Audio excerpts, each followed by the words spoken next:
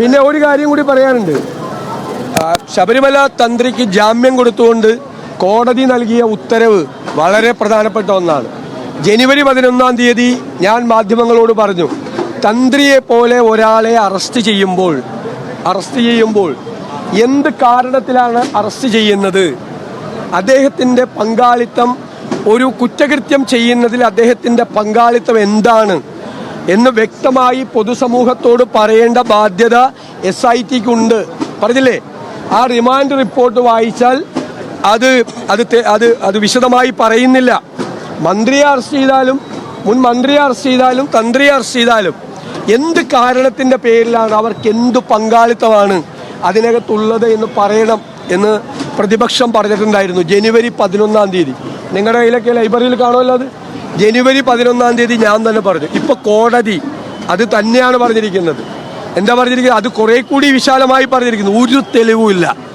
ഒരു തെളിവും ഇല്ലാതെ ഈ ഒരു കുറ്റകൃത്യത്തിൽ ഒരു പങ്കാളിത്തവും ഇല്ലാതെ ശബരിമല തന്ത്രിയെ പോലെ ഒരാളെ 41 ദിവസം ജയിലിലിട്ടത് എന്തിനാണ് എന്ന് SIT പറയണം.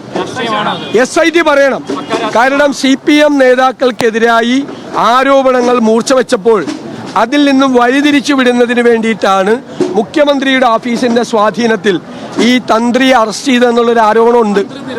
അല്ല, ഞാൻ നിരപരാധിയാണെന്നല്ലല്ലോ ഞാൻ പറഞ്ഞത്. ഒരാളെ, തന്ത്രിയെ പോലെ ഒരാളെ അറസ്റ്റ് ചെയ്യുമ്പോൾ എന്താണ് അദ്ദേഹത്തിന്റെ പങ്കാളിത്തം, എന്ത് കുറ്റകൃത്യമാണ് അദ്ദേഹം ചെയ്തിട്ടുള്ളത്, ഏത് ഒഫൻസാണ് ചെയ്തിട്ടുള്ളത്, ഏത് സെക്ഷനാണ് അദ്ദേഹത്തിനെതിരായി അട്രാക്ട് ചെയ്യപ്പെടുന്നത് എന്ന് പറയണ്ടേ? പറഞ്ഞില്ല. അതെന്നെ കോടതി പറഞ്ഞത് ഒരു അയോട്ട ഓഫ് എവിഡൻസ് പോലും ഇല്ല, തെളിവിന്റെ ഒരു അംശം പോലും ഇല്ല എന്നാ പറഞ്ഞത്. അതുകൊണ്ട് ഈ അന്വേഷിക്കുന്ന കേസ് ഡിവിഷൻ ബെഞ്ചിന്റെയാണ്.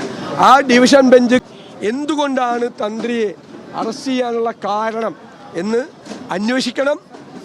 SIT പൊതുസമൂഹത്തോട് പറയണം.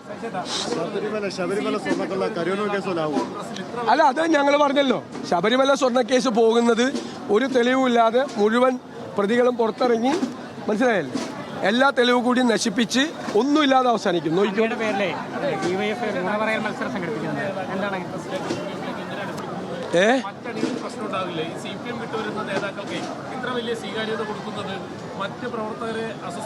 അല്ല, നിങ്ങൾക്ക് എന്തിനാ അത്ര അസ്വസ്ഥത? കോൺഗ്രസ് വിട്ട് എത്ര പേര് CPMൽ പണ്ട് ചേർന്നു ഞങ്ങളുടെ ഭരണം പോയപ്പോ? ഇല്ലേ? അവർക്കെല്ലാം എന്തെല്ലാം സാധനങ്ങളാണ് കൊടുത്തത്?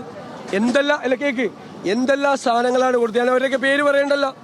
എന്തെല്ലാം സാധനങ്ങൾ കോൺഗ്രസ് വിട്ട് CPM ചേർന്ന ഒരു മുതിർന്ന നേതാക്കളല്ല, 2ാം നിരയിലും 3ാം നിരയിലും പ്രവർത്തിക്കുന്ന കോൺഗ്രസ്സുകാർക്ക് ഈ ഭരണത്തിൽ തന്നെ പങ്കാളിത്തം കൊടുത്തല്ലോ. കോൺഗ്രസ് വിട്ടുപോയവർക്കെതിരെ കോൺഗ്രസിൽ ആരെങ്കിലും ചേരുമ്പോൾ എന്തിനാ ഇത്ര അസ്വസ്ഥത? അല്ലല്ല, ഞങ്ങള് CPM വിട്ട് കോൺഗ്രസിലേക്ക് ആരെങ്കിലും വന്നാൽ വരണ്ടെന്ന് പറയണം.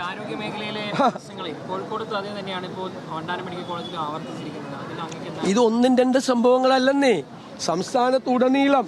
ഞാൻ പറയില്ലേ, 4ാം ക്ലാസ്സിൽ പഠിക്കുന്ന വിനോദിനിക്കുണ്ടായ സംഭവം തൊട്ട് നിരവധി സംഭവങ്ങളാണ് നെയ്യാറ്റിൻകരയിൽ, അല്ലേ? വിവിധ ഭാഗങ്ങളിൽ, കേരളത്തിന്റെ വിവിധ ഭാഗങ്ങളിൽ നിരവധിയായ സംഭവങ്ങളാണ്. അത് ഞാൻ പറഞ്ഞല്ലോ.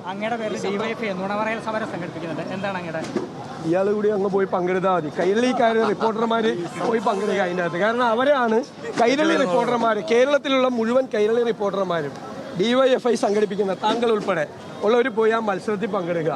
നല്ല മത്സരമായിരിക്കും, നല്ല കടുത്ത മത്സരമായിരിക്കും. അങ്ങനെ കിട്ടും.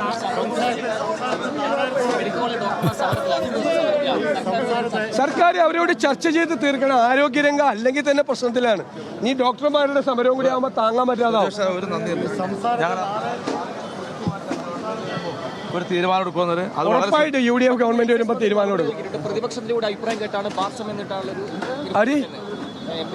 ആരോട് അഭിപ്രായം പറഞ്ഞു? പ്രതിപക്ഷം ബാർ ഉടമകൾ വന്ന് പറയുന്നതാണ് ഞങ്ങളുടെ അഭിപ്രായമായിട്ട് കണക്കാക്കുന്നത്. അതാണ് എന്റെ ചോദ്യം.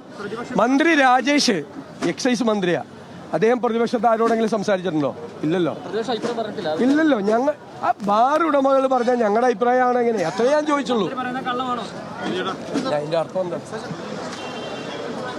VD സതീശൻ മാധ്യമപ്രവർത്തകരോട് സംസാരിക്കുകയായിരുന്നു. ഏറ്റവും പ്രധാനപ്പെട്ട വിഷയം ഈ തന്ത്രിയുമായി ബന്ധപ്പെട്ട് തന്ത്രിയെ അനുകൂലമായിട്ട് കോടതിയുടെ ഭാഗത്ത് നിന്ന് വന്ന പരാമർശം, അതായത് ഒരു തെളിവിൻ്റെ ഒരു കണിക പോലും അദ്ദേഹത്തിനെതിരെ ഇല്ല എന്ന് ഈ SITക്ക് തിരിച്ചടിയായിട്ട് വന്ന കാര്യം വളരെ ശക്തമായിട്ട് ഉന്നയിക്കുകയാണ് വി ഡി സതീശൻ. തന്ത്രി അറസ്റ്റ് ചെയ്യുമ്പോൾ എന്തായിരുന്നു അദ്ദേഹത്തിൻ്റെ കുറ്റം എന്ന് പരാമർശിക്കേണ്ടതായിരുന്നു. അതുകൊണ്ട് തന്നെ SIT അദ്ദേഹത്തിൻ്റെ കുറ്റം വ്യക്തമാക്കുകയും അതിനെ സംബന്ധിച്ചുള്ള തെളിവുണ്ടാവുകയും വേണമായിരുന്നു. പക്ഷേ അങ്ങനെ ഉണ്ടായിട്ടില്ല. അതുകൊണ്ട് SIT മാപ്പ് പറയണം എന്നാണ് വി ഡി സതീശൻ പറയുന്നത്. അന്വേഷണം വഴിതിരിച്ചു വിടാനുള്ള ശ്രമമായിരുന്നു അതാണ് കോടതിക്കകത്ത് എന്ന് ഇപ്പോൾ നമ്മൾ മനസ്സിലാക്കിയിരിക്കുന്നത്. ഈ കോടതിയുടെ മേൽനോട്ടത്തിലാണ് ഈ അന്വേഷണം നടക്കുന്നത് എന്നതുകൊണ്ട് തന്നെ ഇക്കാര്യത്തിൽ തുടർ നടപടികൾ ആ നിലക്കുണ്ടാവുകയും ചെയ്യും. SIT പൊതുസമൂഹത്തോട് മറുപടി പറയണമെന്നുകൂടി അദ്ദേഹം പറയുന്നു. ഈ